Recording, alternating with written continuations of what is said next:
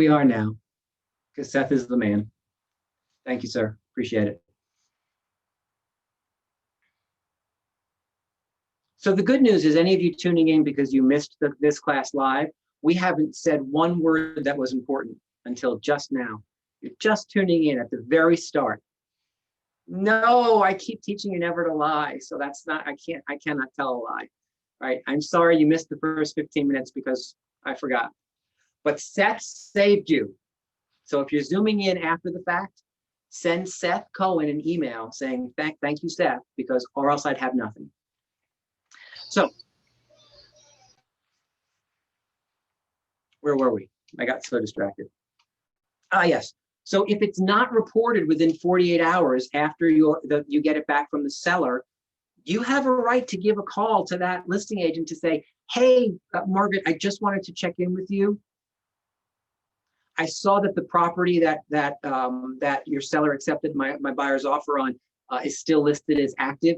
And again, I have some anxious buyers. I wondered if you could get that reported. I know how busy everybody is. I wondered if you could get that reported for me, right? There's no reason to be nasty. There's no reason to call and be upset about it. You can just call and kind of cut them a little slack, just remind. And then if it doesn't happen, I might call and remind again with a little more urgency. And then if it doesn't happen the second time, because some listing agents believe they have a right not to report until after the inspection, right? We talked about this on the listing side. Sometimes sellers ask you not to report the property is under agreement because they don't want the dreaded back on market. I can tell you there is nothing dreaded about back on market. That is such a myth. Back on market just means that somebody couldn't perform. Doesn't mean there's anything wrong with the house, right? That's something that we made up, that we pushed out into the buyers and sellers universe, that we still believe that really is false, right? So we have to kind of take control of that and get rid of that. So the reality of something going back on the market is not a stigma forever and every minute. It just means somebody didn't perform. The house I bought on Sunday that I told you about, I told you, it came back on the market. Did we ask the question? I'm curious, why did it come back on the market? Yes, we did ask that question. And he said, the buyers couldn't perform. Great. Next, moving on, right? There's no more conversation. I've purchased properties that have come back on the market where when you ask that question, they say, well, the inspections yielded X, Y, and Z. Okay, well, you know what? As an investor, sometimes the X, the Y, and the Z don't bother me.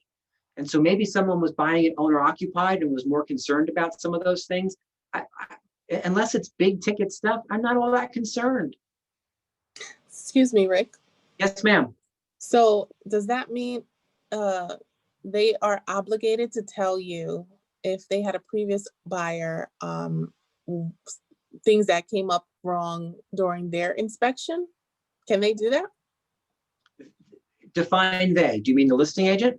Yeah, the listing agent. If I have a buyer and they want to go for a property that's back on the market and they said that it's back on because the buyer didn't want to purchase it because X, Y, and Z came up during inspection. Are they allowed to share that information with you? So great question. And so if in fact you've asked first of all, there's no proactive duty to deliver information about why a house comes back on the market, right? And I'm going to give you an exception in just a moment. So hold for the exception. There's no proactive duty to inform somebody why a house came back on the market. If you choose to ask as the buyer's agent, which I encourage you to do, because information is knowledge is power, so get the info if you can. If you ask that question and the seller says it came back on due to inspection issues, you can certainly ask another question. Oh, interesting. What kind of inspection issues? Now, here's where that exception comes on in. Sellers and listing agents do have a duty to disclose and report material facts, right? And so a material fact is defined, for those of you who just passed your I was going to say your bar exam. Sorry, Effie, you just became less special. Now everybody's an attorney. Effie's like, yeah, you know what? Go ahead, you all go pass the bar exam and then don't call me in the morning, sure. We know how hard that is. So the idea of, for those of you who just passed your principles and practices exam, the the question oftentimes comes up, what's the definition of a material fact? Does anybody know the definition of a material fact?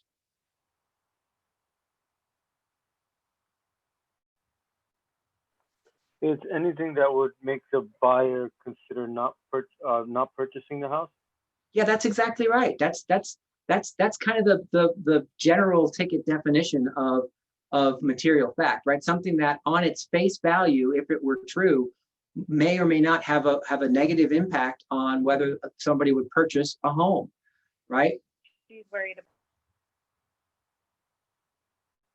And so material facts. So let's give an example. If the roof were leaking into the third floor attic bedroom, is that a material fact? Yes, absolutely. Right? Absolutely.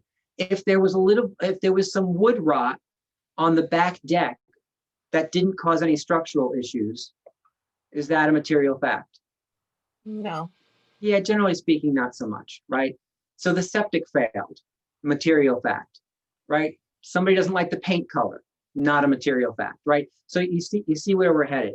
And so the answer, Martine, is if you continue to push, you may well get answers, but the listing agent doesn't have a proactive duty to disclose it, to tell you any of that or disclose any of that, unless in fact there were material facts. And then ultimately, the listing agent needs to have a conversation with the seller to say, Mr. and Mrs. Seller, now that this inspection has been done and these issues have come up, you need to update your Connecticut property condition disclosure form, because that form has now changed. You had no knowledge before, and now you have some knowledge, Mr. and Mrs. Seller, so they may have to adapt or adjust their disclosure form. So the listing agent then doesn't necessarily have a proactive duty to disclose that to you because it's now on the form, right? If the seller has now changed the form. So there's a little bit of a gray area there. If it were me on the buy side, since we're focused here on the buyer side today, ask as many questions as you possibly can to get as much information from the listing agent as you possibly can.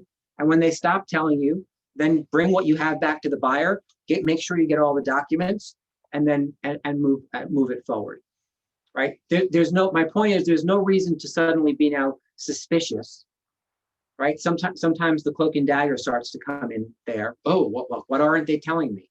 Well, maybe something, maybe nothing. That's why you have an inspection, right? And remember that the don't ask questions based on, well, they're supposed to do X,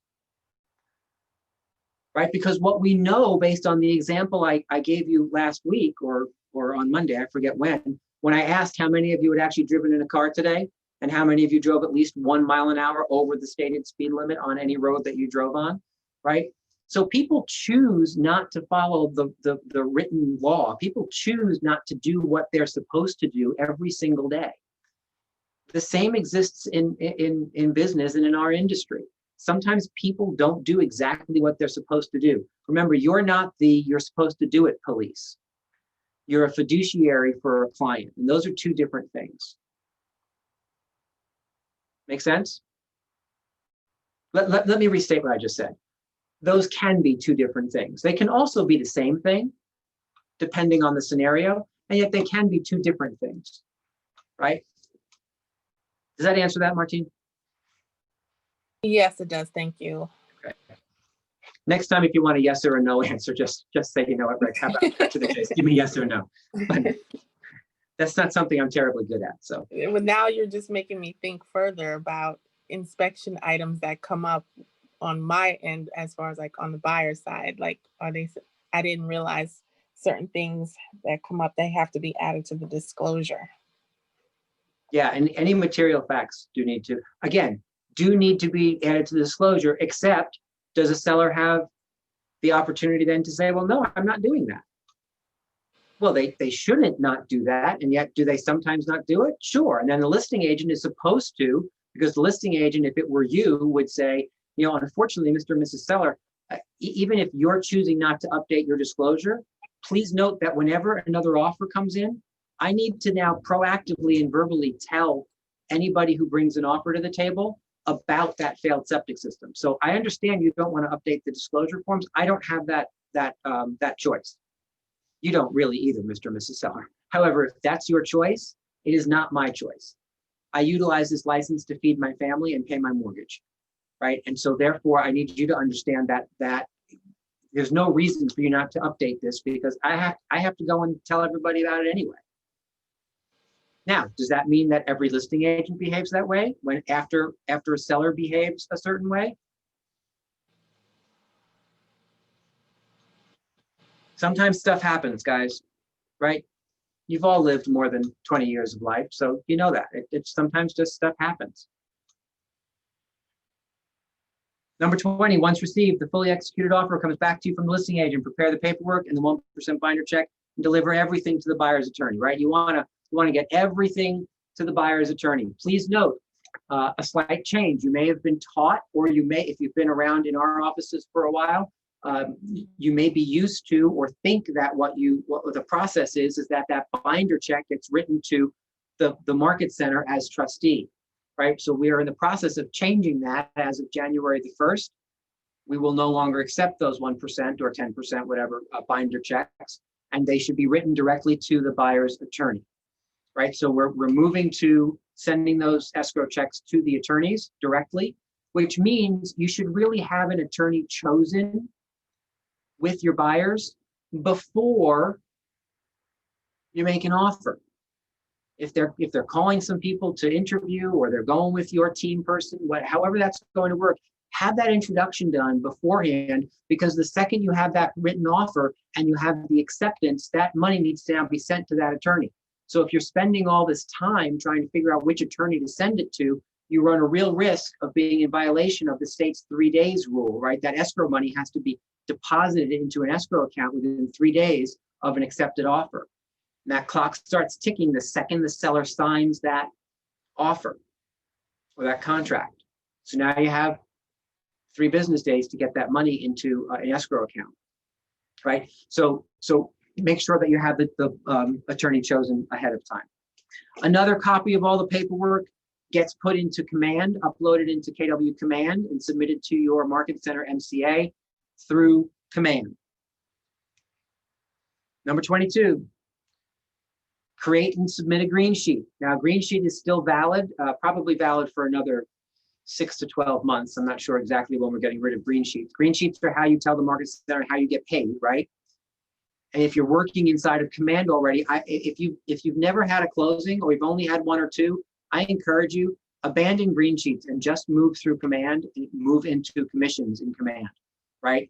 So the commissions in Command tab is what will eventually replace green sheets entirely. Right now, we're still accepting both. The point is, within that same 3-day period, you need to create either a green sheet and submit it, or a commissions tab and submit it, so that we know that the transaction exists. 23 goes back to what I was just saying. Make sure that you're prepared and have the buyer's attorney chosen. I would also know who's going to be doing the inspections. We'll talk a little bit later when we talk about multiple offers, how you can utilize some of the relationships you have with inspectors to perhaps get a leg up on with your multiple offer. Number 24, you'll schedule on behalf of the client those inspections, right? Schedule on behalf of the client those inspections. Please note that's different than me handing Sydney a card and saying, hey, Sydney, go ahead and call this inspector. Let me know when you've scheduled the inspection. Why is that a less appealing, less efficient and effective way of getting those scheduled than you scheduling the events, you scheduling the inspections? Why do you want to make sure you're doing it? It may not get done. Well, so yeah, first and foremost, it may not get done. That's right. And you want to make, again, things are moving way too quickly for someone to take 24, 48, 72 hours to make a phone call and get an inspection scheduled. What else? Go ahead, Donna. They pick the day and the time, and that might not work for my schedule. Yeah, exactly right. Right. When you cede control of that, you're now at the whim of the inspector and the buyer client. Now, I know a lot of you are scratching your head thinking, well, aren't I supposed to be at the whim of the buyer and the inspector? No, you fit this into your schedule, right? You fit this into your schedule. You're the one who does this every day. So Rick, what about people who want to call around and get the best rate? Like, I'm not going to go rate shopping for them. You know what I mean? How do you handle that kind of a thing? If I'm scheduling it, I just announce them it's $700 or whatever it is. Correct. Yeah, I told you Monday or Friday, I got to a point where we were like mud wrestling over the fact that you were using my folks to the point that I would say to people, look, so I'm curious, tell me why it is you're interested in hiring someone that neither one of us knows. Well, it might cost $100 less. You know, I'm curious, do you think that I would, in your experience with me so far, do you think I would steer you in a direction that would put you in any kind of danger? And you hope they say no. Well, and so did you hire me because I was the cheapest realtor that you could find? No, right? You hired me because after our consultation, you thought I was best suited to make sure that your interests were covered and that we would get the job done together. I'm asking you to trust that one of the things you hired me to do was make sure that my team stepped up to bat for you. And I don't want to put words in your mouth. However, it seems to me like an extra $100 for an inspection when you're buying a $729,000 house is just kind of part and parcel of the whole cost to get this thing done. The fact that you're buying a $729,000 house says to me, you might want to spend the extra $100 or $200 to make sure that the asset you're purchasing is inspected by somebody who we know and trust. I don't know. Something to that effect, right? My point is, don't just give in. When somebody says, we're going to rate shop, are you sure? Talk to me about that. I'm concerned. I mean, what I really want to say is, look, if that $100 is so important, then you're buying too expensive a home. Ultimately, we should have been looking at houses $25,000 or $50,000 less money if that $100 extra for the inspection is going to break you. That's what I really want to say.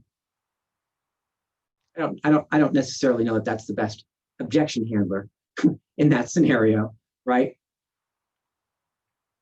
Does that help at all, Margaret? Right? Ask some more questions. Keep pushing them towards the people that make sense. And if in fact you're not winning that battle and they want to call 3 people and find out who the cheapest person is, the first thing I would do is say this. Look, if you can get a number from somebody else before you book that, I want you to come back to me and I will call my guy and see if he'll make an exception. The other thing is, if you're giving out 3, if somebody's calling around, you need to be clear that when they're scheduling, this is the time that you can do it. So if you're scheduled, if they're going to go ahead and schedule, look, I can do noon on Tuesday or I can do 9 o'clock on Wednesday. Those are the 2 times that I am available for your inspection. Please find someone who also will save you $100 who can meet those two time points. Don't cede control is the point. Call the buyer's attorney and introduce yourself. Now, again, you've probably already done that because it's your team member. If for some reason they're using an attorney that you don't know or that isn't on your team, go ahead and make that phone call and just introduce yourself. Number 26, make sure you've received a copy of the contract information sheet that's typically prepared by the listing agent. You want to look for that within 3 days or so, just because it has all the information on the entire transaction in one sheet. It's kind of nice to have. Yes, you can build your own. Usually the listing agent takes care of that. And I used to send the buyer's agents a copy of it. Attend the home inspection. Number 28, attend the septic inspection, right? Why are you attending those inspections? At least at this stage in your business's growth. Why are you attending those inspections?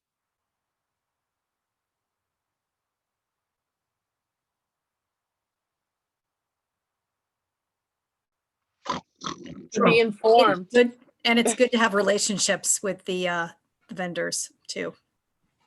Yeah, indeed. I think- So go ahead. Sydney. I'm sorry, Rick. I think at this stage in our careers, it's good to kind of know what the home inspectors are looking for and maybe learn some of the terminology. Yeah. And maybe that'll help you to be able to spot things that an inspector might find in future transactions ahead of time. That would be my guess as far as why it's particularly important for new agents to be there to observe. Yeah, so that's 100% right, especially if you're just launching your career and you haven't done a whole bunch of them. It's a learning opportunity, right? You get to listen and hear and see what's going on. And if you're not really well versed in the mechanicals of a house, right, you get to hear what they're calling it. You get to learn about all that. I'm going to talk about that in just half a second. Why else, Donna?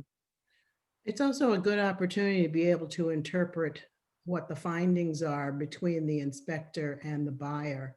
Sometimes they hear things that can scare them. Sometimes the inspector says things in a scary way, or they don't know exactly how to ask a particular question. So you're there to field all of that. Yeah, absolutely. And what do we know before you mute again? What do we know simply from experience is always written in a scary manner, regardless of what they said in person? What is always written like the house is falling down? The report is the house is Exactly. falling down and filled with mold. Yes. Exactly right. The reports are written because the reports are written from the perspective of CYA for the inspection company, right? And so everything, I got my inspection report last night for the house that I bought the weekend before. Oh man, I just laughed. The photos that are taken, if you only looked at the photos in the report, you would think I was buying, a 400-year-old cabin in the woods that has been chewed by every animal, and crazy. Nobody ever zooms out. Like, oh, so there's a little piece of rot here, but it's a deck that's 60 by 70 feet. Like, hello, what do you? So those are many of the reasons why you want to be certain that you're at the inspection. A quick sidebar. If you are unfamiliar with things like mechanicals, like what stuff in a house is called, guys, take every opportunity to not only attend your own inspections. If you've not been on many inspections, if you haven't purchased many houses yourself, or you're just not good at that, if you go walk into your own basement and you don't know what things are called, and you expect someone else in your house to know that, or you expect someone that you called to come service whatever to know that stuff, it's time to now learn it. And what I would encourage you to do is, if you don't have your own buyer clients, see if you can tag on to somebody else's inspection. Find a friend in the market center. Put out a blast email. Hey, I'm looking to gain some experience at an inspection. Please let me know when you're having your next one. I'd love to be a fly on the wall if you and your clients are okay with that. Right? You may have a little struggle because some sellers really don't want a ton of people in the house, and so it's not the greatest time to have extra people around. I understand that, and yet if you can work that out, and it's not a big crisis for anybody who is involved in the transaction, I do encourage it, because you need to know that stuff. I'll tell you a quick story as to why. I represented a couple who were selling their home in Killingworth and moving to Weston. And I asked when they were putting their house in Killingworth on the market, and they were kind of telling me about some of the struggles they were having. And they said, I'm glad you brought that up. Do you have a referral down in Killingworth who we can talk to for a listing agent? And I said, well, I do. However, you're a referral. I was at Century 21 at the time, right? You're a referral. I was talking to the husband. You're a referral from your mother-in-law, who is a real estate agent down in the Killingworth area. That's how I found you. So I'm curious, why aren't you listing your house with your mother-in-law? And he said, please, don't get me started. And I said, okay, well, I already did. Now you need to tell me the story, right? Too late, that ship has sailed. And he said, I'll tell you 2 reasons. A, I just think it's a little too close. And B, she doesn't know the first thing about a house. And I refuse to have my listing agent be somebody who calls the mechanicals in the basement thingamabobs and whatchamacallits. He said, I think it sounds unprofessional. I don't know why, after all these years in real estate, she doesn't know what those things are called, and it drives me nuts. That was his mother-in-law. It was a $2 million horse property in Killingworth that she was not going to list.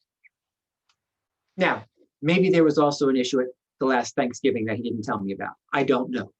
And yet, that part of the story about thingamabobs and whatchamacallits is 110% true. And so I pass it along to you because I think that knowledge is really important, right? So again, if you don't know it, that's okay. You can learn it. Google it. Google mechanicals in a house and see what's going on, right? I can tell you when I was still in the field and I would go into a house to walk through the house as a listing agent, in my first walkthrough to kind of assess what the house was doing, I would always go downstairs. I would always ask to see the attic. I would always ask to see the mechanicals, right? Why? Because nobody else did. So I wanted to be certain that I was the professional who saw the entire house. Plus, I'm listing the property. I need to know what's going on up and downstairs, right? I will tell you that one of the things that consistently wowed my potential seller clients is when I would go into their basement and go up to their mechanicals, and I would look at the mechanical system and say to them, not ask them, say to them, so it looks like you have a heating system that's broken down into 3 zones in the house. How has that been working for you? And they would look at me like I was a genius. Like, yeah, that's right. How do you know that? You look for the pumps. Right? So all you have to do is look for the zone valves, right? Because you count the zone valves, and that's how many zones of heat you have. Again, you don't have to be a genius to sound like one. And yet, if you don't know that about the mechanicals, right, you're missing out on an opportunity, not only with buyers who may have questions about, what's that? Well, it's a zone valve. What does that mean? Well, it diverts the heat into different zones of the house. And there's a different thermostat with, if there's 3 zone valves, there's 3 thermostats, right? Because there's 3 different controls in the house for those 3 different zone valves to parse the heat out in separate ways. Recognize that, I'm not kidding when I tell you, so many times sellers were wowed by the fact that I could just simply say that. It was not hard, but now they felt like they were hiring somebody who understood their house. They thought they were hiring a professional because they were, right?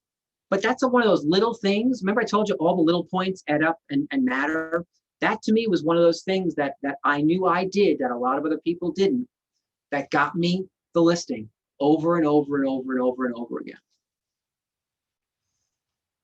Okay, where were we? Oh yeah, so you're going to attend the home inspection, attend the septic inspection. And then number 29, once all the reports come back in, right? That usually takes a day or 2 for all the reports to come back in. Takes less time today because most of the inspectors are using iPads and doing the report as they go. So it's just a matter of quick compilation, and then they get that report out, right? Back in my day, we actually had to wait for the report to be typed up from the handwritten notes of the inspector. They would call the monks in. The monks would come in their robes. They would bring the quills and the ink, and they would write the report out. No, not of course, I'm kidding. Hey, Rick, can I ask you, is there a standard rule of thumb of how do you know what inspections to order? Like when should you order? Is it based on the age of home for termites versus radon or any of that? So great question.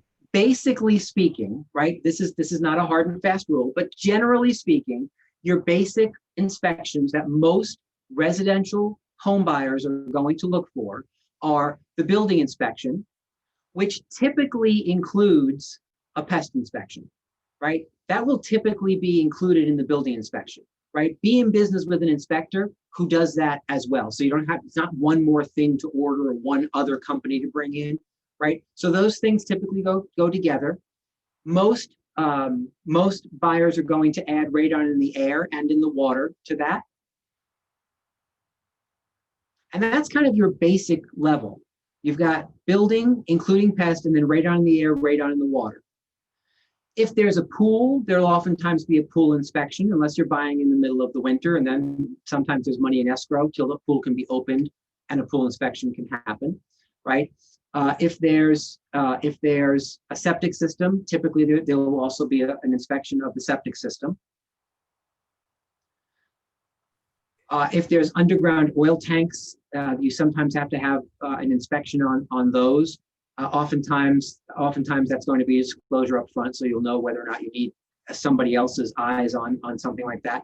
And then of course there's lead, right? And so lead is the one that, oh man, lead. So what do we know? That lead paint was banned in the United States in what year? 1978. 78. 1978. The good news is that for those of us who were born prior to 1978, we survived, right? And the reality about lead paint is that it does show up. I'll give you this example. When I first moved to Connecticut from Long Island or from Manhattan, I lived in Stamford, and the house I bought was a 1920s 4-bedroom, 2-bath colonial, cute little house right near the hospital in Hubbard Heights. And when I sold that house, now 1920s, right? So let me ask you this question: without bringing a lead paint test in, who can answer the question? Was there lead paint in that house? Yes. Of course there was, right? All over the house. At the time, so right now that house is now 100 years old. Nobody in the last 100 years has scraped every bit of old paint off of every single surface down to the bare wood and or replaced every bit of plaster or sheetrock, right? What they've done is they've painted over it with non-lead based paint. So if you dig down enough, is there lead based paint somewhere in that house? And probably all over that house. That house also had plaster walls, right? So it's not as easy just to kind of pull off the old sheetrock and put new on. You'd have to sheetrock over the plaster unless you want to make yourself crazy. So of course there's lead there. Did we maintain our home? Yes. So was there paint chips, and was there this, that, and the other thing that can be problematic if in fact there's lead paint in the house? No. And so when we found buyers, they were coming in. That was just, we left there just around the time that RBS or UBS or one of those S's were coming in to Stamford. And so we had corporate transferees who were buying our house. And so when you have corporate transferees, they do every test imaginable because the relocation company is paying for it, right? And so they came to us and said, we want to buy a house. Here's what we want to pay. Oh, by the way, we're going to do a lead paint test. And I said to their agent, that's great. Please understand, the house was built in 1920. It has not been torn down and rebuilt, which means there is lead paint somewhere and perhaps everywhere in this house. However, the lead paint that is here is fully encapsulated and not a danger to anyone. So they can come on in and do whatever test about lead paint they want. Please understand before they do it, that if you come back to me and said, oh my goodness, there's lead paint here, we need you to mitigate or remediate it, the answer is going to be no. So they can still do it if they want, but whatever they find, they can say yes to the house, no to the house, but I'm not doing anything about it. Well, sure enough, they came and they had, it's the only time I've actually seen an XRF test. Did you ever see an XRF lead paint test being done? They come in with all this big equipment, like these big flashing light things, and they take almost like x-rays. It's not really x-rays, but it's kind of like x-rays of every freaking surface in the house. The walls, the doors, the door jambs, the window sills, the window sash, the window this, the window that, you name it, every single surface thing. And then they give this 900-page report that for that particular house said there's lead paint like all over the house. And so they came back to me and said, the report says there's lead paint all over the house. And I said, Rick told you that a week ago. That's not new information. And as I said, you can choose not to buy the house if that's your choice, but I'm not going to give you a credit. I'm not going to repaint. I'm not doing anything for the lead paint because I told you it was there.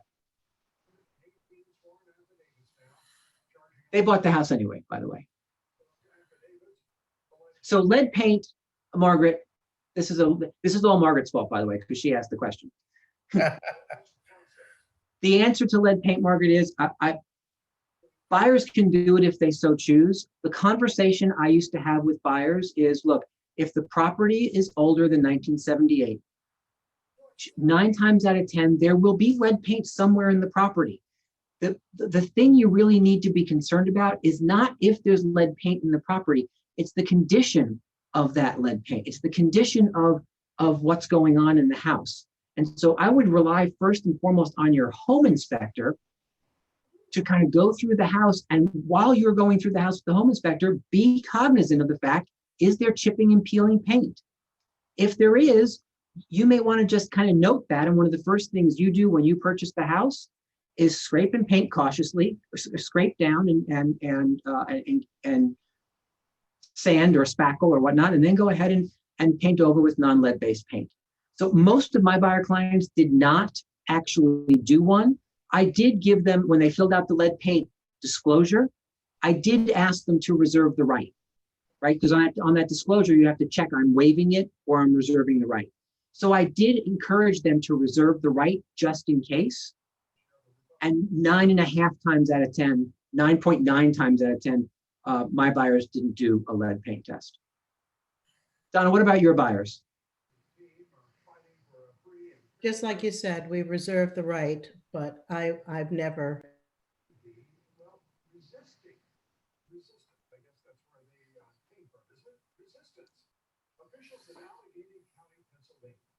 Nope, you're muted. Oh, I hit unmute and then you did something. So yeah, no, my buyers just reserve the right, just like you said. I've never had a single buyer do a lead test. However, I did once as a listing agent have someone do it, but there was lead paint. Yes, we moved forward. Got it. Yeah. So again, the chances of there being lead paint in a house that's built before 1978 is high. That doesn't mean that they shouldn't buy the house. It doesn't mean that there's a problem there, right? So, and here's the thing, testing for it doesn't ultimately give you, well, they do report a little bit on condition, but it's more about presence, the lead paint test, right? So the condition portion really falls to the buyer anyway. So that's how we handle it. Does that help? Okay. Margaret says, yes, for God's sake, move forward. I wouldn't have asked the question if I thought you were going to talk for 20 minutes on it. I understand. All right, so in 29, just a couple of other things about the inspection. Make sure that when you're working with your buyer clients, a couple of things. First and foremost, they understand why the inspection is being done. Someone tell me why is the inspection being done? What expectations are you setting up front with your buyers about why this inspection is actually being done? For everybody's safety, liability, education.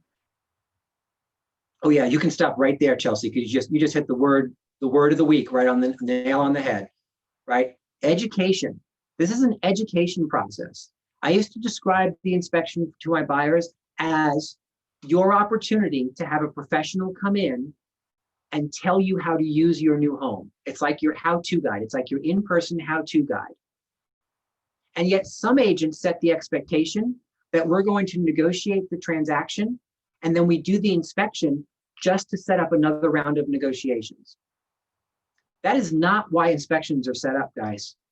Now, sometimes they're used that way, and sometimes they're appropriately used to ask for some things to be corrected. However, please don't go into the conversation with your buyers that the inspection is done mostly to find stuff that's wrong so that you can whittle down the price. The other thing that I want you to avoid is having a conversation that says, we're going to bring in the inspector to make sure there's nothing big wrong here, or to make sure that they don't find any bad stuff. Why are you setting that expectation? Right? Again, 8 times out of 10, inspections go fine. Is there small stuff? Sure, there's small stuff in any house, right? I can tell you that if you inspected me, you'd be far less impressed than if you inspected me when I was 20, right? 30 years of use creates some issues. Just like a house. You're not buying new construction. It's lived in. It's a used house. Maybe it's a certified pre-owned house if you want to get fancy, but it's a used house that you're purchasing. And so you have to help people put that in perspective, right? I'm always fascinated when people come back and say, well, you know, the hot water heater is 9 years old in this house. It's at the end of its useful life. We want that replaced. Well, let me ask this. Is it functioning today? Yes. Okay. It's functioning today. You're buying a used house. We're not guaranteeing that every single thing in this property is brand new. No one represented that. And we're not guaranteeing it'll last more than getting you to the closing table, frankly. That's ultimately what the sellers are warrantying, is that we're going to get you right to the closing table. We're going to make an attestation in the contract that says the house you're purchasing the day you close, to our knowledge, is the same one that you inspected. And if for some reason something went wrong, we corrected whatever went wrong before the closing. Anybody ever close on a house and the day after, like the dishwasher exploded, or the shower sprung a leak, or the roof caved in, something horrible happened? Yes. Right? It happens. And that's just called, that game Musical Chairs? That's just called every once in a while, you're the one who doesn't get the chair. You're left standing. Sorry. You just happen to own the property. I can remember I had buyers who one time bought a house where about a month after they purchased the house, there was some real bad issue with the septic thing. And it was a massive clog that wasn't detected during the septic inspection. It doesn't mean the septic inspector did a bad job. It just means that sometimes stuff happens, right? There was a dip in the main waistline. And so when it got snaked, the snake went right through. Everything seemed to go fine. These people moved in. They had 4 children, and the couple who moved out were an older couple who didn't have children living at home anymore. So all of a sudden, the use of the waistline went from 2 people to 6 people. Guess what? If you have a dip in your waistline and all of a sudden you increase flow by 4 more people, stuff starts to get stuck and build up, and they had this massive issue. And all they wanted to do was sue the sellers. It was not a non-disclosure issue. And so then they decided they wanted to sue the septic inspector. It wasn't something the septic inspector missed per se, right? We can't see underground. You just happen to get stuck holding the hot potato. That's right. So at any rate, so my point was, as you get all these things in from your buyers, I want you to wait for all the reports to come in and then work through with the buyers at one time all the issues that may be relevant to have a conversation around. Don't do it piecemeal. If one report comes in, don't have a conversation. If Don is my buyer, the building inspection is going to come in first, and we're going to have a conversation, and then I'm going to bring that to the listing agent. And then 2 days later, the septic report's going to come in, and we'll have a conversation, and there's something wrong with one of the distribution boxes, and I have to bring that. And then the radon comes in a day after that, and there's a radon issue. Do you see how all of a sudden the listing agent and the seller start to feel like ganged up on? At some point, they step back and say, okay, when does this stop? Right? So have a conversation with the listing agent to say, look, we're going to wait till everything comes back in and then come to you one time with any issues that might need to be addressed. The other thing I encourage is set that stage with the buyers and encourage them that their best path forward with having anything addressed from the inspection is to focus them on really big stuff only.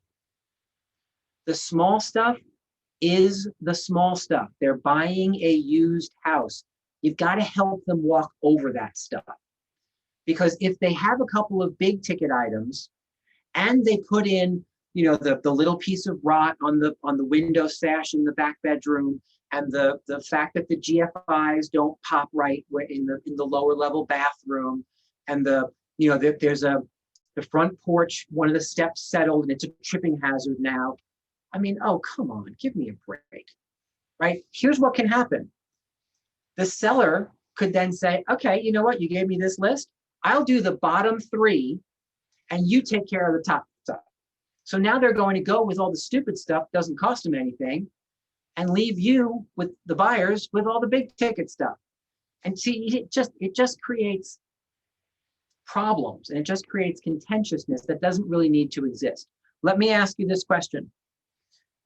In our state, what issues does a seller have to address? What is that list?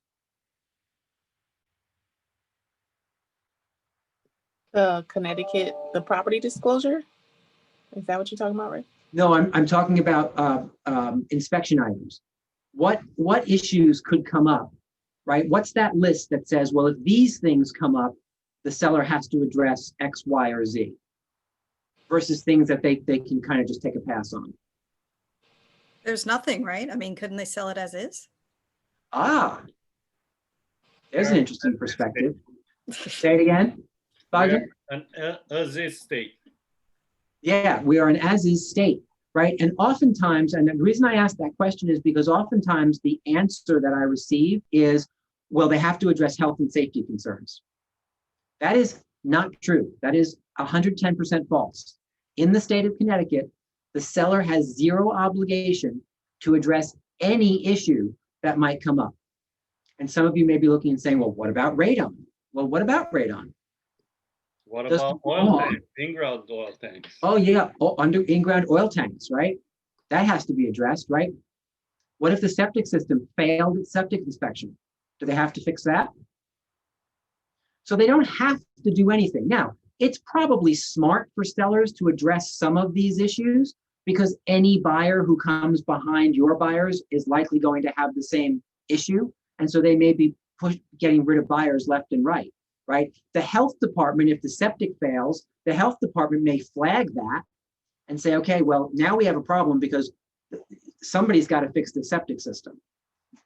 And yet the seller still has a right to say, okay, if you're willing to buy it, you typically need a cash buyer for that, right? Because most mortgage companies aren't going to underwrite a loan if the septic system has failed. And so you may have to work something out to get the thing fixed ahead of time before you can close, right? So there are reasons why sellers oftentimes do go ahead and say yes to many things. Yet I want you to recognize as buyer's agents, they have an obligation to say yes to nothing. Zero. It drives me up a tree when agents call me and say, I am so upset.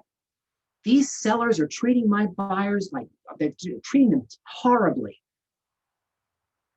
But what does that mean? Well, we gave them a very short list of inspection items and they said no. That seems terrible to me. One of them is radon. How do they expect anyone to buy this house if the next people are going to come in and get cancer? Okay, do you see that you're now inserting your own opinion on top of what has been said? You've left the room of objectivity and you've walked out onto the stage of the subjective with all of the spotlights right on you, right? Let me make a big drama stink about this. Oh, come on, stop. Because it doesn't help. Instead, objectively have a conversation with the listing agent. So if Donna was the listing agent, the conversation I'd have with her is, Donna, I am so surprised. The buyers are surprised as well that the sellers are unwilling to mitigate the radon. Do they really believe that the next buyer is going to come in with a reading of 13 or 14 and be okay with that, or just assume that they're going to cover that themselves? These are great buyers, and I fear that by the sellers saying no to that simple $1,200 fix, that they may lose these buyers. Is there something that we can talk about to help the sellers see through the rejection of the radon? Right? So now, Donna, by the way, that's what we get paid for. That conversation that I just had with Donna, the listing agent, that's why people hire us. That's called brokering a deal. Right? It's how can we move forward together?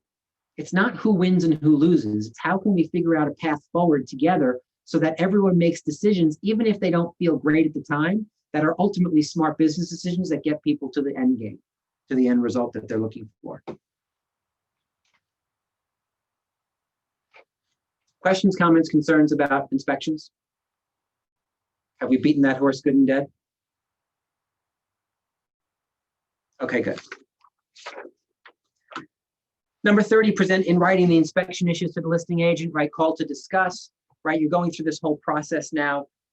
31, negotiate the inspection issues until both parties are in agreement. 32, once they're in agreement, memorialize that in writing, get that to the attorneys, right? That'll either be added to the contract or it won't, depending on how the attorneys play that, how the loan officer wants that in or not. Right? There are certain things that are kept on the side. Check in with the buyer to make sure that they've scheduled an appointment with their attorney to sign the contract of sale. Always be mindful of the dates that were laid out in the original offer to purchase and make sure you're hitting them, right? If you say you're going to have an inspection done within 3 days, make sure you're hitting that date. If you say that you're going to have a mortgage commitment in 30 days, be mindful of what that date is. For me, I would use the reminder system in your phone for that. Tell Siri to set a reminder for 123 Main Street. Tomorrow is the mortgage contingency date. So that pops up for you at 8 o'clock in the morning the day before, so that you remember to go and have conversations around that mortgage contingency date. Too many people just assume that that's something for the attorney and the buyer and the loan officer to deal with. Again, just like we said on the listing side, it all falls to you to make sure everything is being done, to make sure everything goes smoothly and we get to a closing. Number 37, meet the appraiser at the house for the appraisal. Do yourself and your buyers a favor. Find the best 3 sold comps, put them in a brown paper envelope. It's like drinking outside of the bar, right? You have to wrap it in a brown paper bag so it doesn't look like alcohol, right? Put it in a brown nondescript kind of envelope, and almost as a like you almost forgot, right? As you're taking leave of the inspector, say, oh, you know what? I actually ran a bunch of comps for the buyer and I had some extras. I thought they might be helpful for you. That was my script all the time. I don't know if you've noticed, but for me, from a business perspective, there was not a terribly original thing that came out of my mouth, because most of how I transacted business was based on script work and doing things the same. Oh, it was a system. And so that script for the appraiser was just what I gave you, right? And that way the appraiser didn't have to feel like they were being forced upon them. And sometimes, especially in today's day and age with appraisal management companies, sometimes your appraiser is coming from halfway across the state. They don't know the intricacies of the town or the municipality that they're appraising in.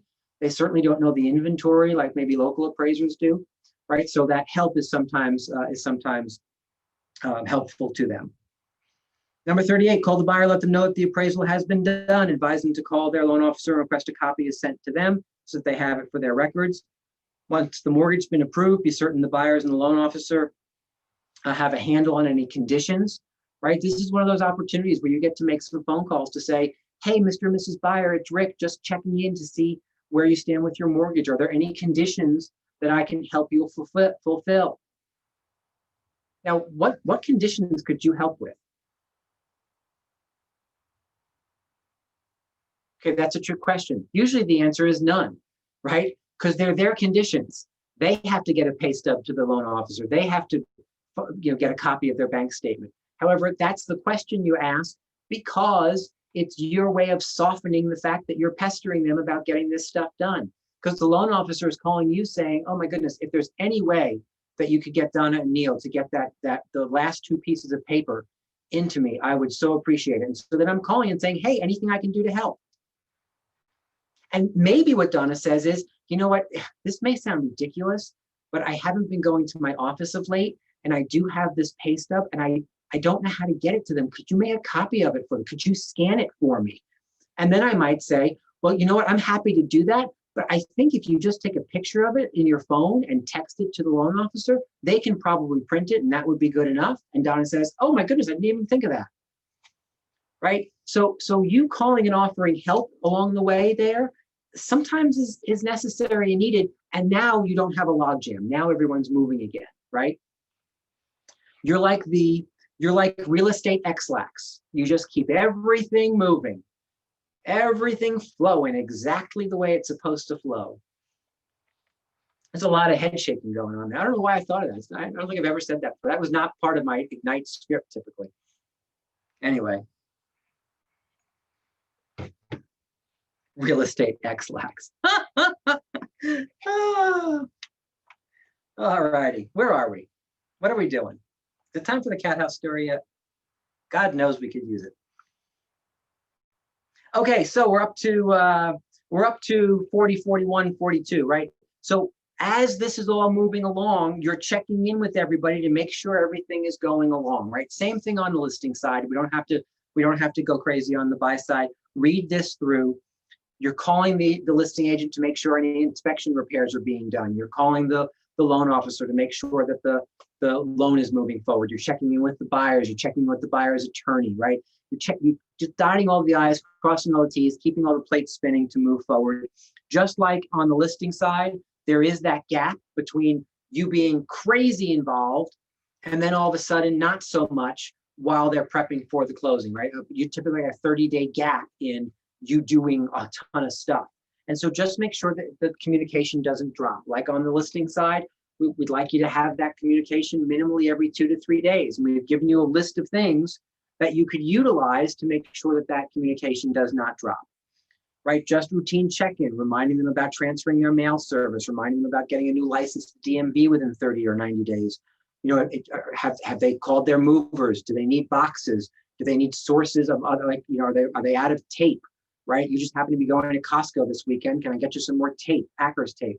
Those kinds of things, those kinds of phone calls. And 42G, the loan officers will be very, very, very appreciative if you will continually remind your buyers not to screw things up in terms of their financing by going out and buying a boat 2 weeks before they close. We had that happen one time last year. The other thing we had happen last year, literally 2 weeks before the closing, the main breadwinner decides, you know what, I am so tired of this job. I just don't think I want to be at this job anymore, and quit his job 2 weeks before the closing. Like, okay, you've been there for a decade. You couldn't last 3 more weeks to get you through the closing? They had to scramble like crazy to be, and the closing was delayed. It was a whole big nightmare, right? So remind people, don't open lines of credit.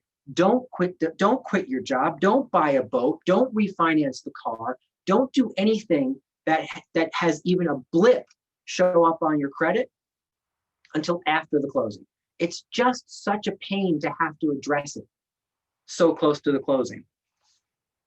Then, of course, you're going to start to set up for the actual closing day about a week before, right? You're calling everybody involved, making sure they understand when the closing is going to be. You're talking to the buyers about the process, right? You'll have to do a walkthrough with the buyers. What's the basic reason you do a walkthrough? What's the basic reason you do a walkthrough? It's actually a couple. Go ahead, To make sure that, Go ahead, Martine. make sure there's no damages and everything is still in order. Yeah, so number one, you want to make sure that nobody damaged the house when they were moving out, right? That the house is in the same condition it was the day you inspected it. What else?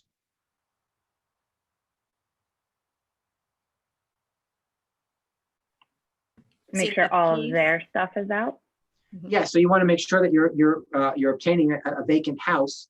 You also want to make sure that everything that was supposed to be removed has been removed, right? And you also want to make sure that everything that was supposed to be left there is actually left there.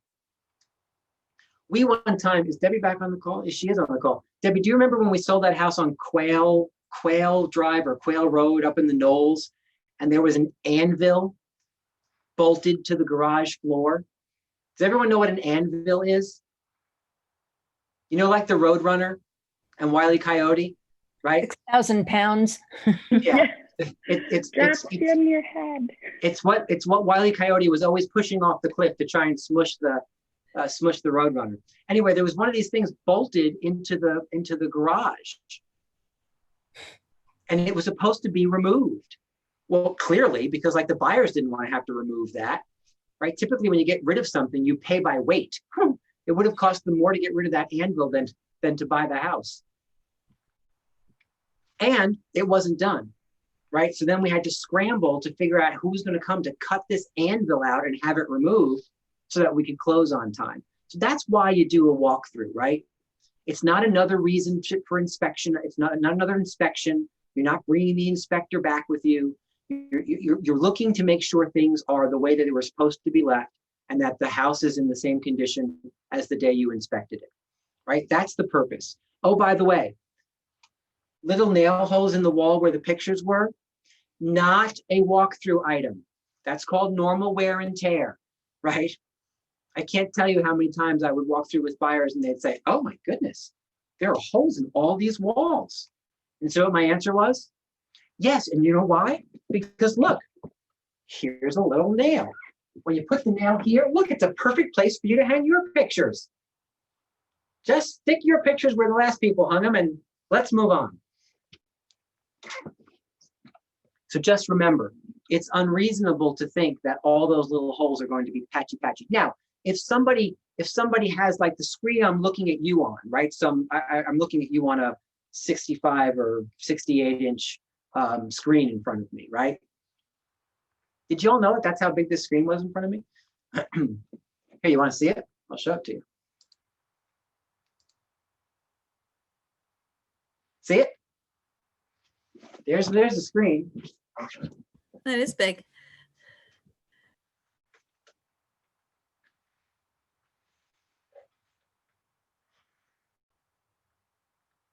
There we go. See, back in the good old days when we used to have people in the classroom, I used to stand there and teach that way. So that camera was what I would speak to broadcast. But since March, no one even knows that camera exists anymore. There I am. Okay. So, so if they're taking one of these huge screens off the wall, and there's big massive holes from the brackets that are holding it, well, that's a different story. There really is an expectation of repair on something like that, right? But the little holes in the wall from pictures, not so much. So you're going to do that final walkthrough either the night before or the day of the closing. Anything that might come up, you're going to note that, right? Take pictures of and note, and then let the attorney know as you're on the way to the closing so that the attorney can note that and have conversations around how that's going to be addressed.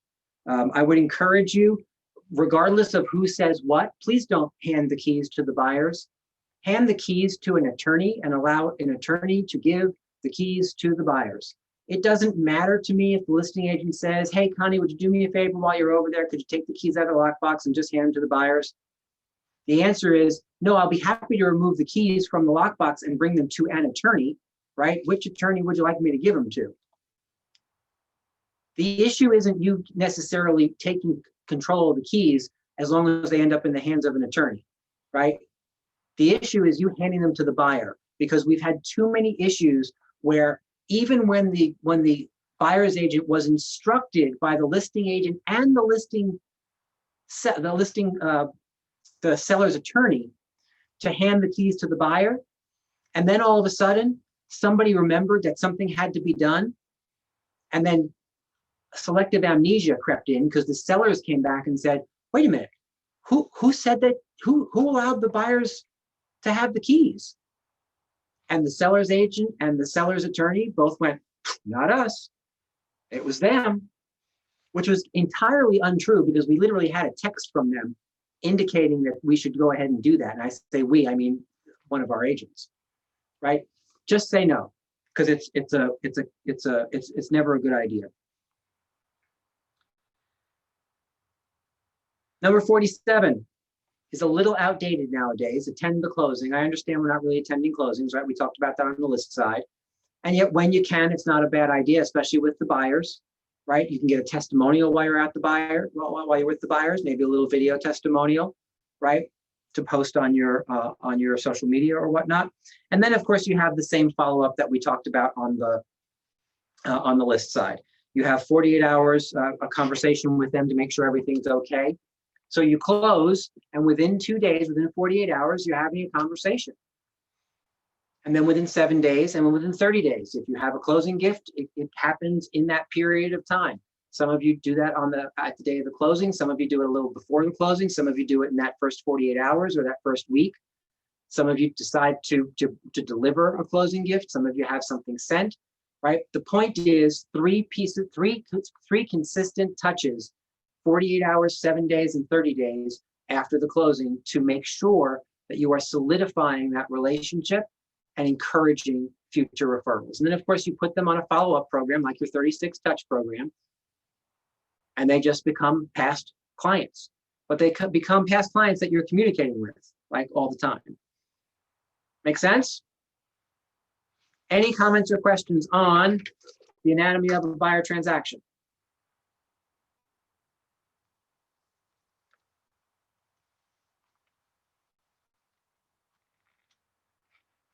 All right, what time is it?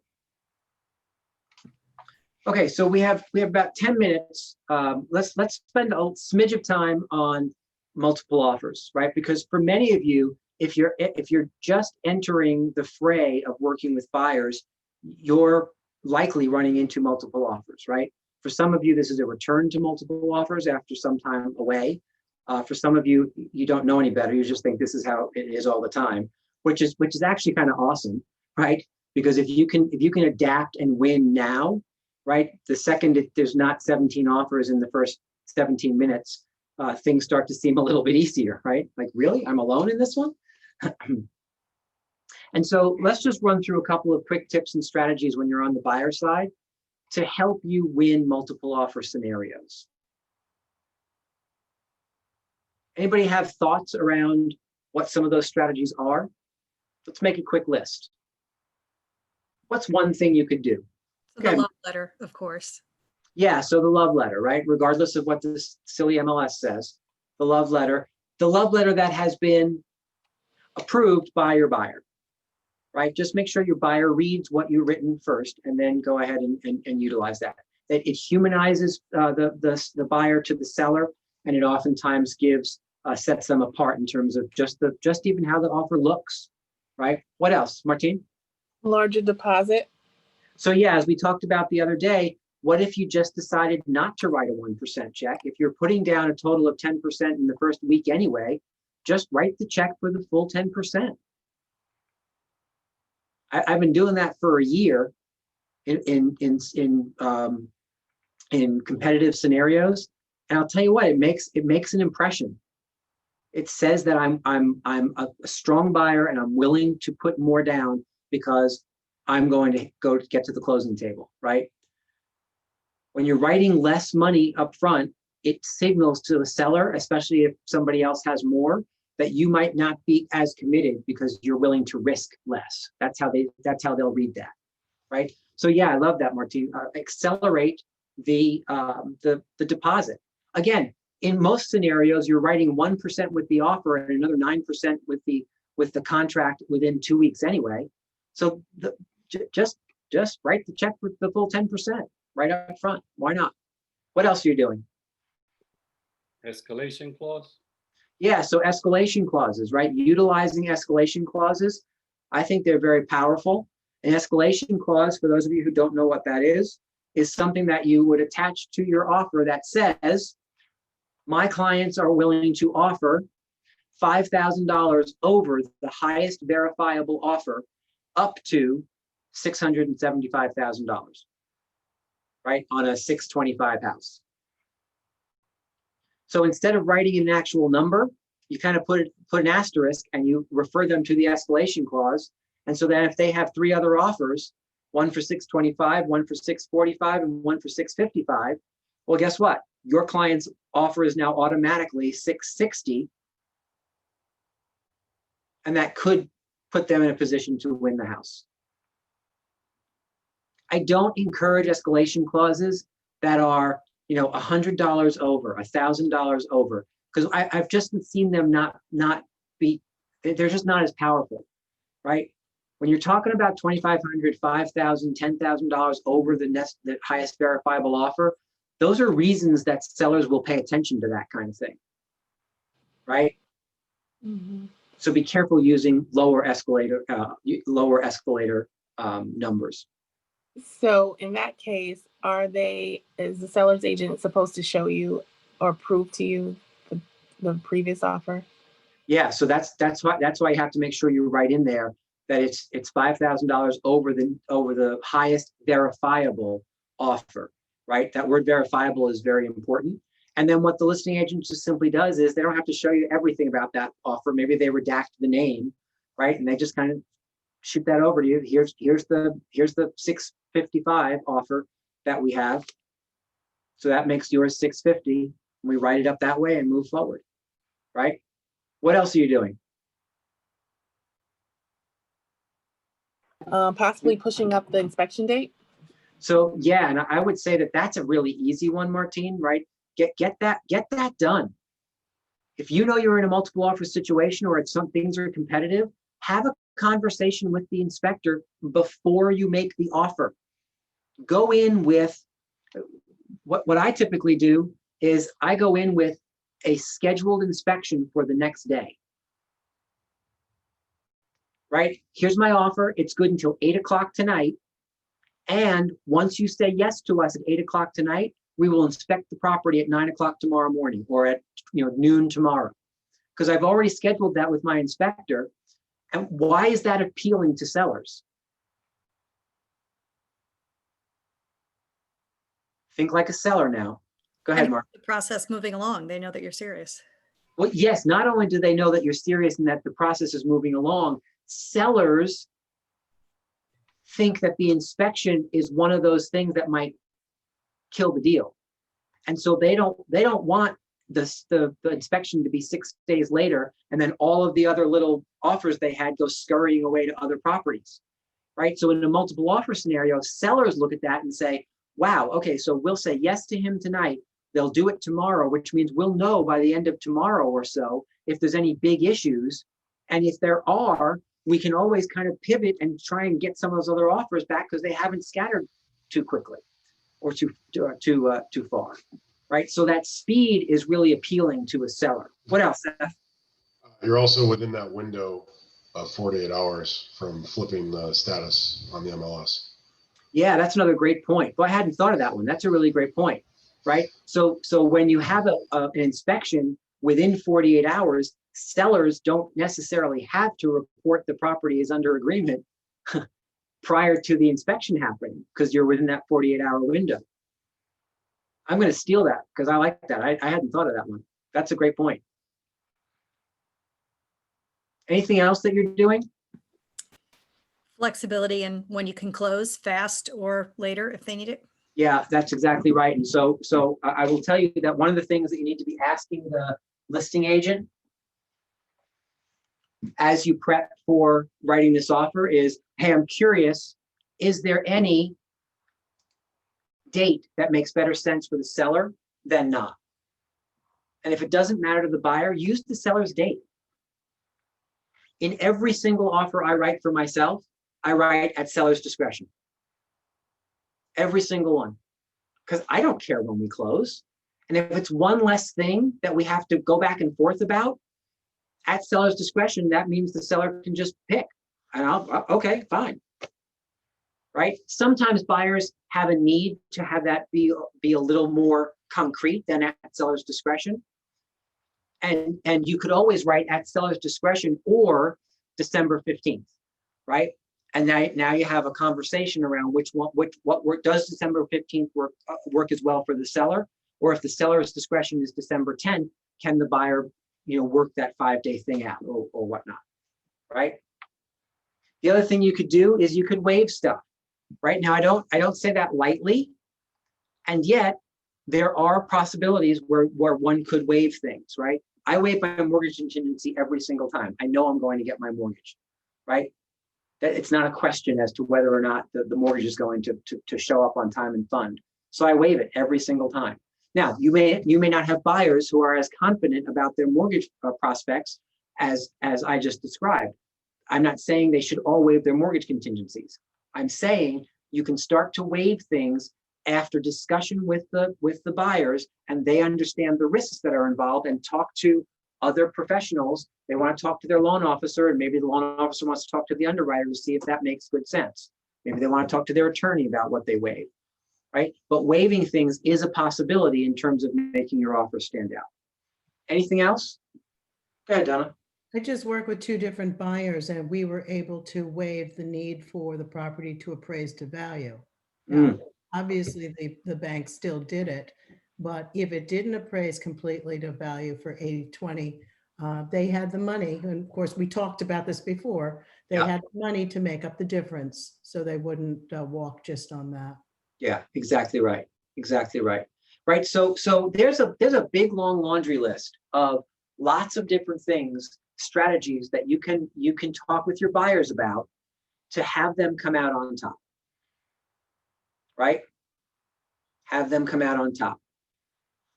I will promise in the next 2 weeks, I will put a winning multiple offers class on the calendar as well. It's been probably a month or maybe 6 weeks since I've done one, and we can expand that. We can talk about how that works on the listing side as well, and really talk through some additional scripts in that additional session that will help you with multiple offers and your buyers. Would that be helpful? Yeah. Okay. At least 2 of you will come to that class because I had 2 head nods. So if the rest of you join us, that would be fun too. All right.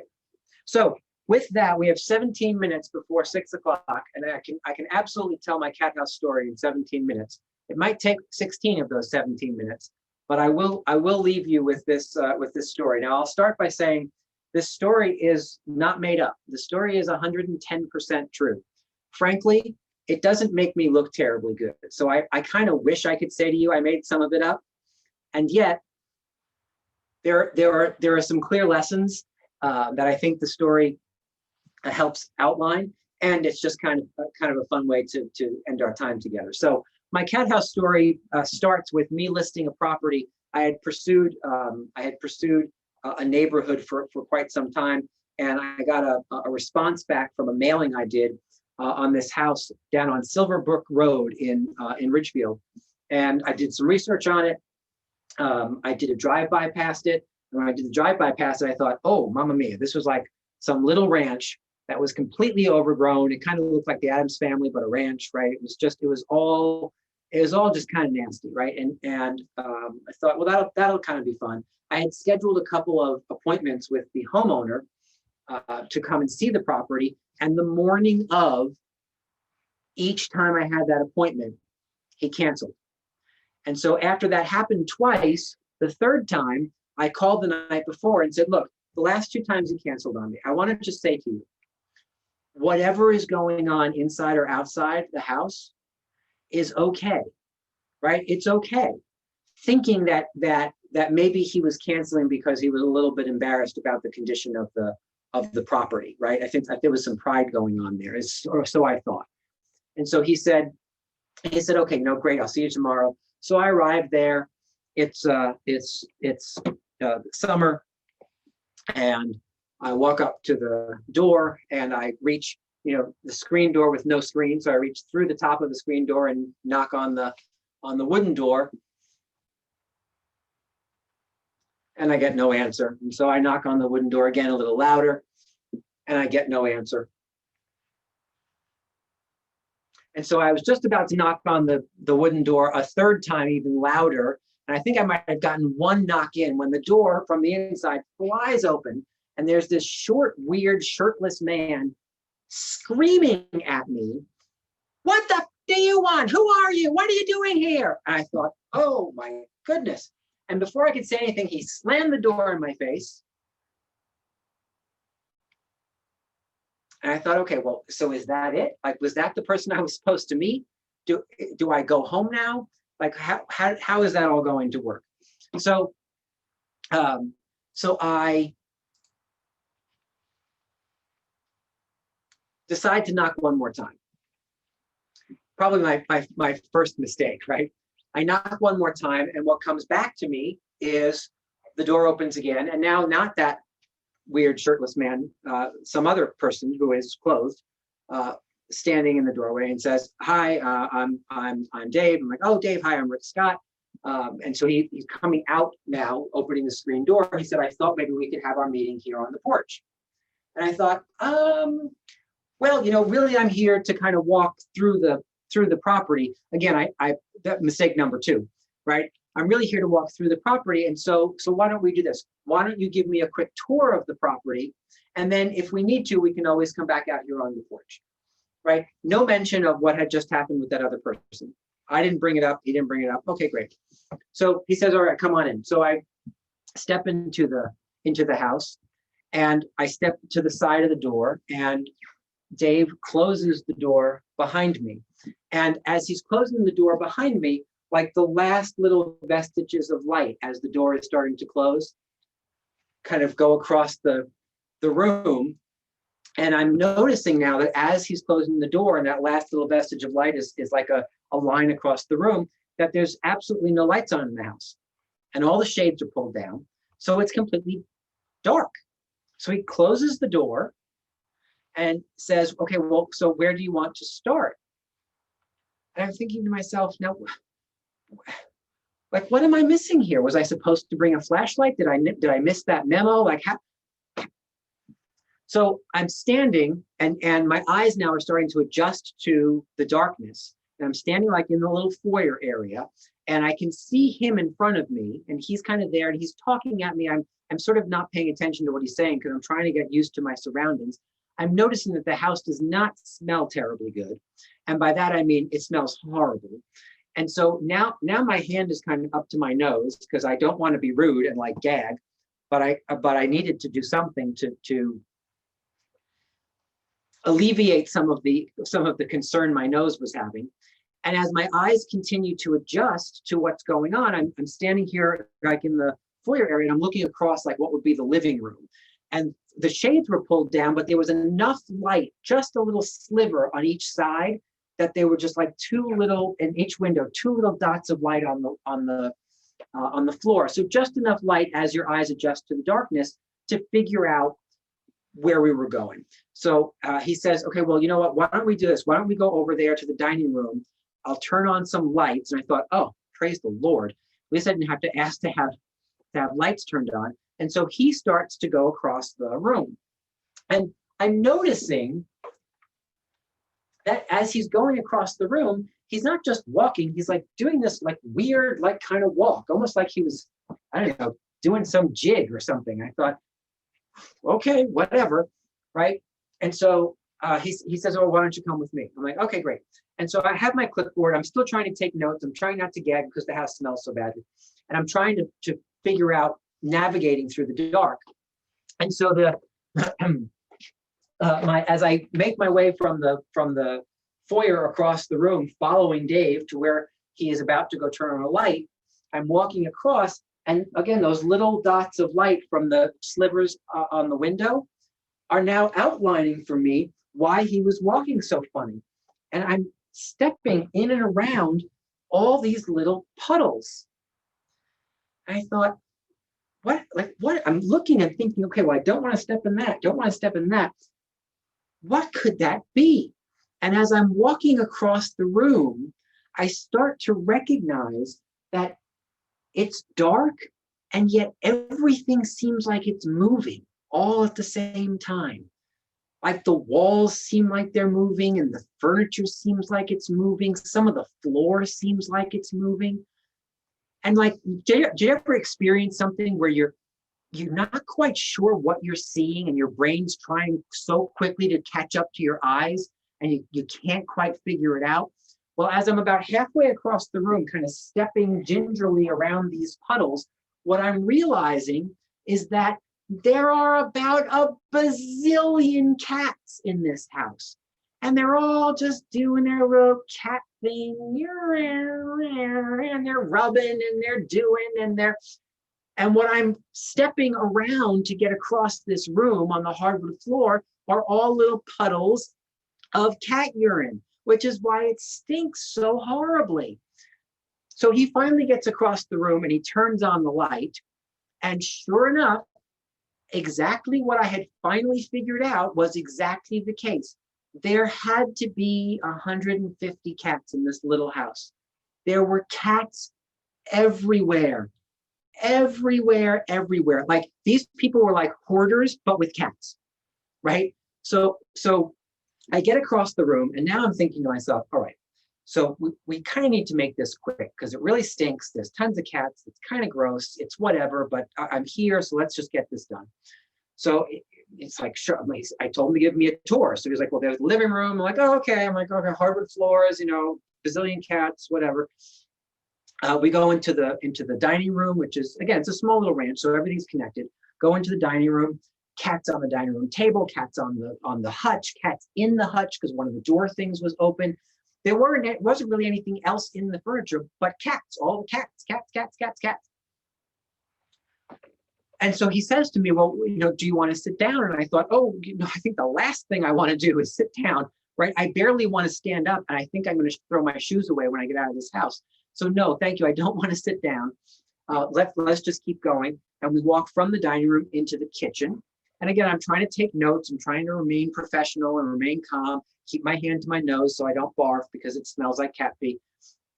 We walk into the kitchen, and now not only are there dishes and dirty things everywhere, but there's cats licking the dirty dishes in the sink. There's cats in the cabinets. There's cats on the refrigerator. There's cats by the stove. There's cats everywhere. And so we get into the kitchen. I'm making my notes, and he turns to me and he says, did you want something to drink? And I thought, oh, okay. No, I certainly don't want anything to drink either. Don't want to sit. Don't want anything to drink. Barely want to be here. Let's keep moving. So we walk through the kitchen. He shows me a little bathroom, cats everywhere. You're getting the whole point here, right? I'm not kidding when I say there had to be 150 cats in this house, and it was a tiny little ranch. There were literally cats everywhere. Cats sitting in the sink, cats in the tub, cats everywhere. So we get finally around to the last hallway that leads back now to where I came in, and that's where the 3 bedrooms are. That's kind of what I'm thinking in my head, right? And so we get there, and he opens the first door, and this massive plume of thick gray smoke comes out of the room, like to the point where I had to step back. It's still kind of dark because there's only one light on way down in the other area. Huge thing of smoke, but the room was lit. The room is, when I tell you, newspapers stacked this high all around the room with one little path to get to and from the bed and a chair in the corner. And sitting in the chair in the corner is this big, like Santa Claus guy, big, heavy, big beard Santa Claus guy, smoking like 6 cigarettes, I think, at one time, watching television. Hey, how you doing? I'm like, oh, I couldn't be better. Thank you so much. So sorry to interrupt you. Please go back to killing yourself quickly. And so we get out of that room. He's, oh, that's my roommate. I'm like, okay, that's lovely. And we get to the second room, and he opens it. Here's my room. Again, cats everywhere, more cats than anything else in his room, but clothes, mountains of stuff, newspapers, garbage on the floor, like the nastiest thing you ever. And what's so awful is that these people live there. It's not like it's an abandoned property. These people live there. We get to the last room. He opens the door, and there's the shirtless strange man who, as he opens the door, starts screaming profanities at us again. And so now Dave, the guy giving the tour, is screaming back at him. They're going at it. I'm like, okay, you know what? It's fine. I saw the room. It's all good. Let's just close. Okay, great. Wonderful. It's like, oh, I'm so sorry about, whatever. That's my other roommate. Like, yeah, we've met, right? So we're finally now back to the front door. I've gone through the whole house. I've experienced what I've experienced. I haven't thrown up yet. I'm just about ready to think, okay, great. You know what? This is good. I survived this. I was professional. We're going to go out on the porch. We're going to have a conversation about how we sell this house, right? So we get right back to the front door. We've made the whole loop. And Dave says, now, some of you are going to think, I can't believe I spent 4.5 weeks learning anything from this man, because he is clearly the stupidest person on the planet. Just like in a horror movie, Dave says, oh, well, Rick, don't you need to see the basement? And I say, Oh, well, yes, you're right. I guess I do need to see the basement. So here we go, back across the living room, dodging all the puddles, all the cats around, back into the kitchen, and we get to the basement door. Now, if you think this story is like ridiculous so far, this is you haven't gotten to the best part yet. So we're now standing at the top of the stairs. I'm in front of him. The door to the basement doesn't open this way into the kitchen. It opens this way into the stairwell. Very bizarre, right? So I open it. I said, oh, is it this one? Yes. So I open it. And all I'm thinking is, I just want to be done so I can get out. Not thinking I was almost out right over there. And then I chose to get sucked back in. So I'm standing at the top of the stairs. I'm thinking now in my head, after the fact, not at the moment, as I'm standing at the top of the stairs, how stupid am I, right? This stranger behind me is standing with a perfect opportunity to push me down the stairs and lock me in, right? And no one would ever hear from me ever again. Now that didn't happen. Instead, I'm looking down the stairwell. There's a little bit of light showing on the first two stairs, but it's dark downstairs. So Dave from behind me says, oh, excuse me, hold on, I have to get the light switch. And he flicks the light switch on. Now, did you ever see a movie where someone walks into a dark room, like in a city, and they flick a light on and like a bug kind of scatters? Well, so he flicks the light on, and as the light goes on at the bottom of the stairs, what I think I see is some small child run across the basement floor. And I'm thinking to myself, well, what on earth was that? So down the stairs I go, and Dave behind me, and we get down to the bottom of the stairs, and it opens up into this little room where they had clearly put lots of 2x4s, right, to try and make walls around this room. And there was a little break at the bottom. And so we step into this little room area, and there's some woman, I don't know, 35 or so years old, sitting in a corner, stirring something on a little hot pot. She was sitting in the dark because it was dark when I opened the door, stirring something in this little hot pot. And I hear from behind the 2x4s over in the corner some rustling. And Dave comes down behind me and says, oh, no worries, these are just my tenants. I thought, your tenants?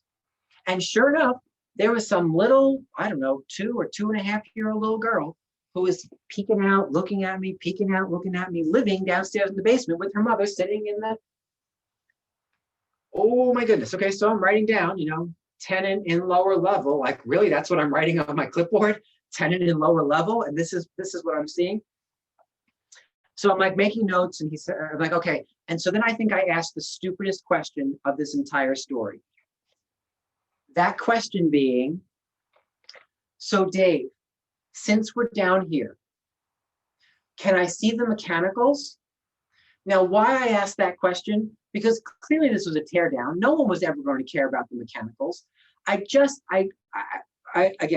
think I didn't know what to do, and I didn't want to do the wrong thing. So I relied on instinct to just process this the same way as if I processed any other house, right? So he says, oh yeah, just back through here. So we go back through the 2x4s, squeeze through the 2x4s, and he pushes me back kind of into this little back corner, which is now more dark than anything, with only some light coming in from that other room. And again, my eyes are adjusting again. I can kind of make out the oil burner. I'm like, oh, is it oil fired? Yes, okay, great. And I'm looking at the mechanicals, and my eye just keeps being pulled over here because there's something over there and I can't quite figure out what it is. And so as my eyes continue to adjust, did you ever see the movie Alien with the eggs that open at the top and then the thing pops out, right? It looked like there were like 6 or so alien eggs that had opened sitting in the basement area. And so now I'm so distracted. He's talking to me. I'm so distracted by trying to figure out, like, clearly they weren't alien eggs. And yet that all my brain could fill in was, suddenly I'm in a Ridley Scott movie where like, where is Sigourney Weaver? Should I call for Ellen Ripley? Because I think I might need her help very shortly. As the light continued to, my eyes continued to adjust to the light, what I recognized was they weren't alien eggs. They were tall, opened bags of cat litter. And just beyond these 6 bags of cat litter was a big plastic kiddie pool, where apparently they poured the cat litter in, the cats went and did whatever the cats did, and then they would scoop it and put it in these bags, and they just left the bags there. Didn't smell all that good. So I finally went back upstairs, got back to the front door, and so Dave asks me, I finally learned my lesson. Dave says, anything else you need to see? And I said, oh no, I think I have seen quite enough. Thank you so much. Let's step out on the porch. So we get back on the porch. Now, here's the end of that story. I listed that house, right? So I started in 1998. This was probably within my first 18 months or so, maybe my first year. So it was probably 1990, the summer of 99 that this all occurred. I sold that house for $292,000. I sold it myself, so I got both sides of it. So that's $600,000 in volume. I sold it to a builder who knocked it down and built a $1.2 million house. We just had a rule. You couldn't go in and see it. It was a drive-by only, right? I knew I'd sell it to a builder. So now you're up to $2 million worth of volume, or 1.8 or whatever it is. And here's the kicker. I sold Dave and the heavyset Santa Claus man and 2 cats. I don't know where the other cats went. 2 cats. I sold them another house in Danbury because once we sold that house, he came to me and said, we need to buy something new to live in. So I found them a house on Franklin Street in Danbury for $179,000, which ratchets the volume right up to about $2 million in volume. That house taught me that there is no such thing as bad real estate. There's such thing as really bad decisions about how you go about obtaining real estate, but there's no such thing as bad real estate, right? Because somebody bought that. It was on the market a week.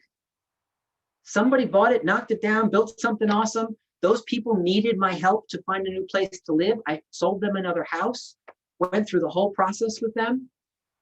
Where the crazy, people always ask, where happened to the shirtless man? Don't know, didn't ask. And then people always ask, what happened to the people in the basement? I don't know. I don't know. I don't know. You didn't have to report that?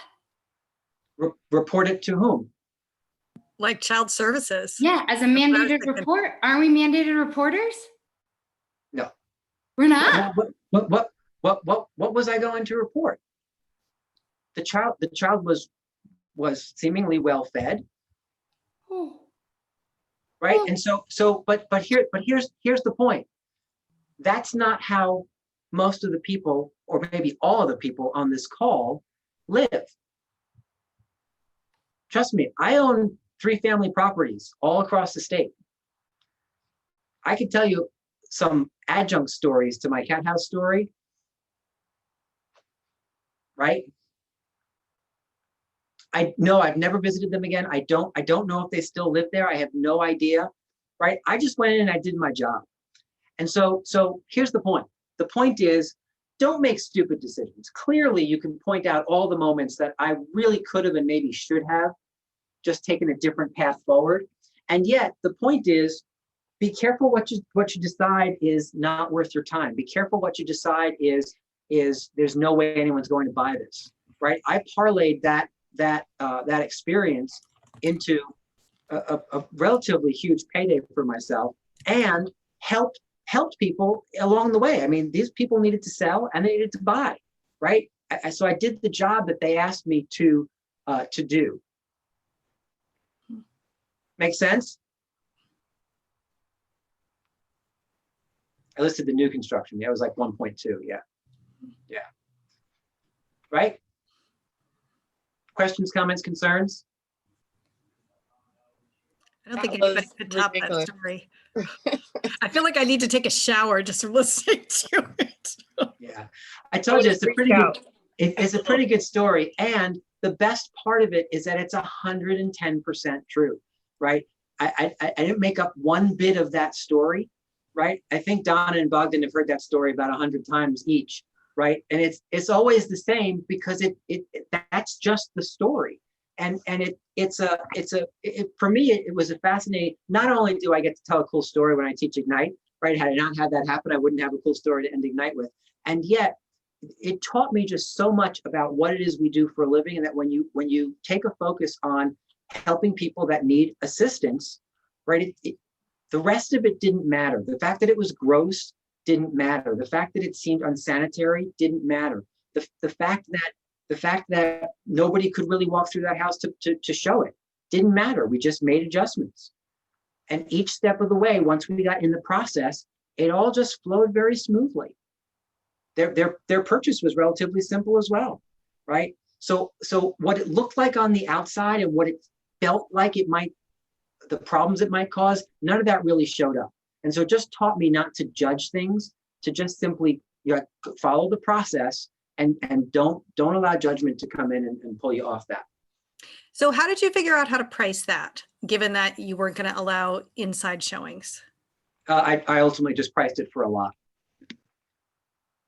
For a lot, minus the fact that they had to rip everything out, right? So it was actually a slightly cheaper lot, is how I priced it. I also like your fleece stories, but that's for something different. Yeah, we'll save my fleece story for the next investor seminar. I have lots of bug stories and gross cat stories and whatnot. Guys, I hope this time together was helpful for you. I hope that you come away with some clarity around how to run the business and how to process the seller, how to process a buyer. How do we do time-wise? Oh, went a little over, okay. And watch for complimentary add-on classes as we move through the rest of the year. There are a couple of things that I just don't get to have time to fit in, like running through the behavioral system, the DISC, right, the DISC. So watch for additional classes that will complement Ignite throughout the next 6 weeks or so, and plug into those. If anyone has any questions or comments or concerns, please reach out to me on the outside. But until then, we will see you tomorrow morning at 9 o'clock for our next Zoom call. And again, do make sure if you weren't able to, sorry, that's 9 o'clock tomorrow, is Thursday, right?